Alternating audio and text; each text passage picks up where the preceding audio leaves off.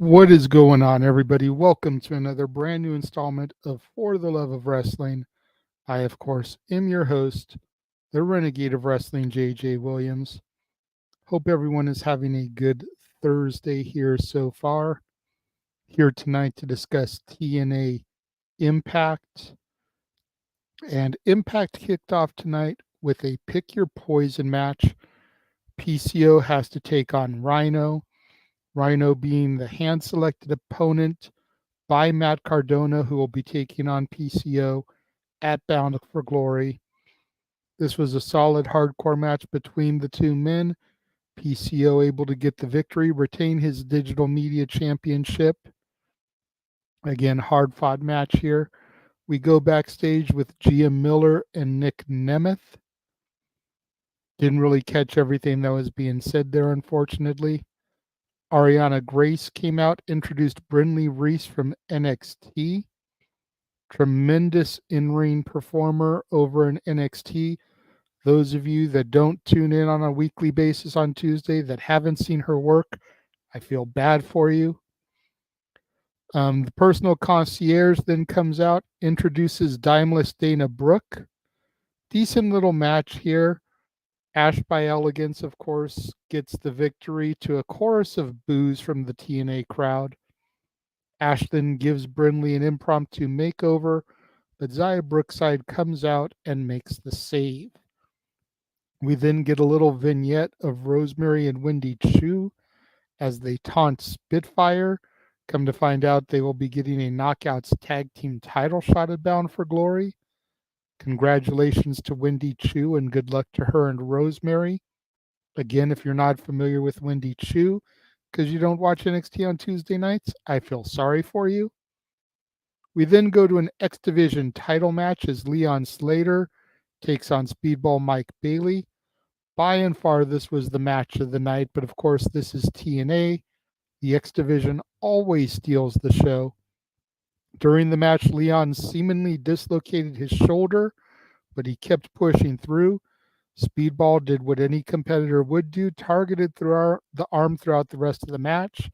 Speedball got the victory, retained the championship, show of respect between both men.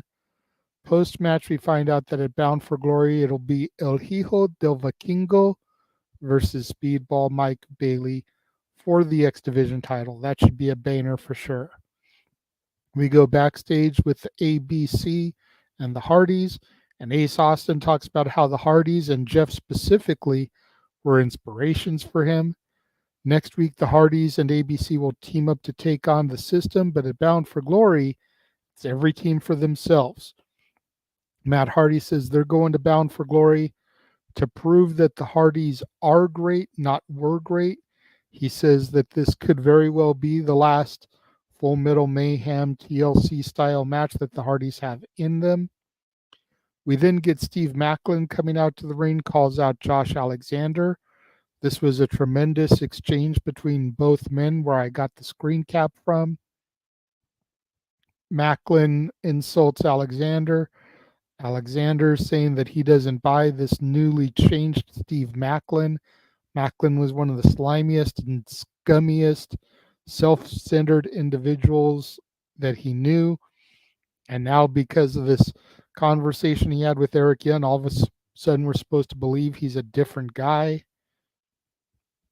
These two are going to fight now at Bound for Glory. Should be a hell of a match. We got Santino and Ariana Grace backstage. They're discussing the importance of the Call Your Shot Gauntlet. Frankie Kazarian, the king of TNA, comes in, makes it known he wants to be in the match. Of course, for those of you that may not follow, may not know, Ariana Grace from NXT, the daughter of Santino Marella, and the NXT liaison to TNA Impact. Brian Myers versus Mike Santana is next, and the match doesn't even get started. Santana just brutalizes Myers, and Edwards goes on the hunt for Moose, but Moose ambushes him backstage. We then get a sit-down interview with Matthew Reichelt, interviewing Jordan Grace and Masha Slamovich. I know I pronounced Matthew's name wrong. Forgive me.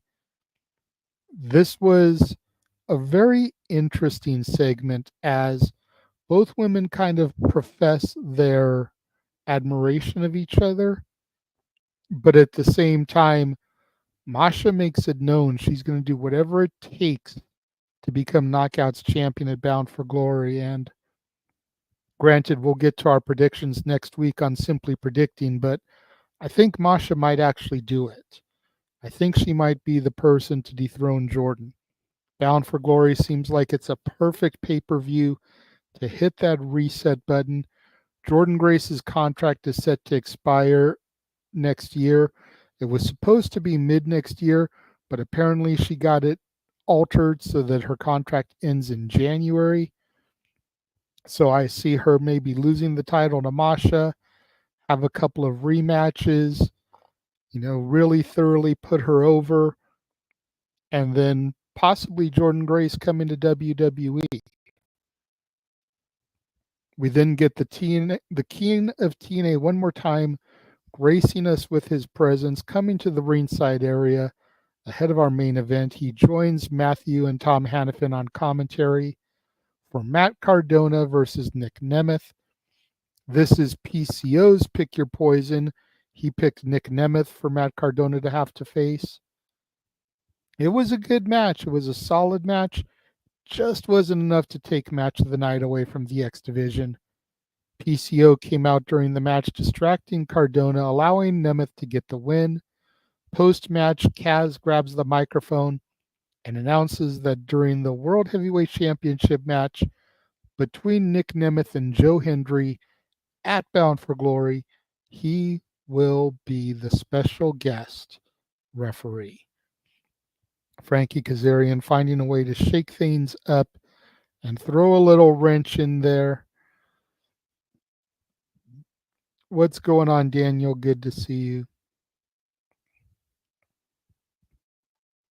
I'm a little bit worried too. Now that we know Frankie's going to be in the gauntlet, now that we know he's going to be the referee, the Call Your Shot gauntlet is essentially like a Money in the Bank contract. So Frankie Kazarian could referee the match, call the decision for the winner, cash in his contract, and take them out right there and take the championship. Frankie Kazarian could very easily leave Bound for Glory your new TNA World Heavyweight Champion still, even though he's technically not in the main event. All he's got to do is win the Call Your Shot gauntlet. So it should be a very interesting show. Of course, we'll be covering that here on the Simply Reliable Studios, across all the channels, here on the Casa D18 Studios, Rage of Wrestling, Simple Man's Brand, and the Jay Hebert Studios. Dattila and Noah, of course, will be there live for Bound for Glory. Walter and James will be providing commentary for that night. It should be a very solid evening of action. Make sure you tune in next week. Simply Predicting. Let me see here. Give me 1 second to load the graphics. I wasn't prepared for that just at this time. Give me just a couple of seconds here, guys. Go ahead and get the Simply Predicting shills in and discuss those. We will be simply predicting Halloween Havoc Wednesday, October 23rd, following AEW Dynamite, 10:30 Eastern, 7:30 Pacific. That'll be on the Simple Man's Brand and here on the Casa D18 Studios. And then we will be simply predicting Bound for Glory the following night, Thursday, October 24th, same time, once Impact goes off the air, 10:30 Eastern, 7:30 Pacific. Again, Casa D18 Studios, Simple Man's Brand. Make sure you tune in for those next week. Make sure you time, date, stamp them. And then, of course, other than that, this Saturday night, it will be our Halloween karaoke on the Saturday Shenanigans. Got a bunch of Halloween-themed songs lined up on the wheel. We'll be spinning the wheel, seeing what songs come up, and then tormenting your eardrums with our renditions of those songs. Some of them are Halloween standards. You think Ghostbusters, you think the Monster Mash, you think Thriller. Some of them are on the wheel by name only. Songs like No Doubt Spiderwebs. Obviously not a song about real spider webs, but the song title kind of gives the spooky vibe. So we've got songs like that in there. Ghosts by Michael Jackson and or Katy Perry. Both of them have a song called Ghosts. None of them are actually about ghosts, but ghosts are prominent during Halloween, so they're on the list. Bad Moon Rising, CCR, another traditional Halloween song. Superstition by Stevie Wonder. This is Halloween from The Nightmare Before Christmas. All these songs and others will be on the wheel. Make sure you tune in again. Normal Saturday shenanigans times, 8 o'clock Pacific, 11 Eastern this Saturday for our karaoke. Definitely want to be on the ad. Don't Fear the Reaper is on there too. Don't trip, Daniel. I'm just trying to rattle things off by memory. But that's on there too. Don't you fret. That's going to just about wrap it up for my TNA Impact review. We will not be here tomorrow night.